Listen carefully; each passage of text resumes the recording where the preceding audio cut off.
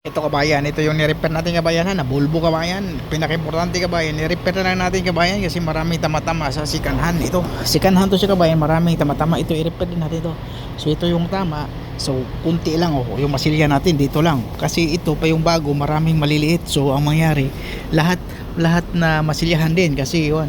So repair natin yung panel, ito. So dito tayo mahirapan ngayon kabayan, yung linya. Kasi makikita yung linya dito. So importante kayo to na i-setting natin to. Pero ito i-repair din natin ito ha. Lagay natin to. Ganyan.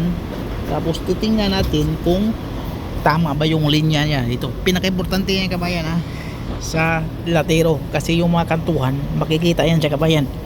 Katulad dito. So yan, okay na yan. Walang problema na yan siya. Tapos dito na tayo. Yan o, pati ito. So ganun lang kasimple kabayan. Tapos yan, okay na yan. Basta importante yung kantuhan kasi makikita yan. Kasi pag tabing klarong karo yan, halata yan katulad nito. Katulad yan o. Okay, ganun lang kasimple. Maraming salamat kabayan. Huwag kalimutang mag-follow, subscribe.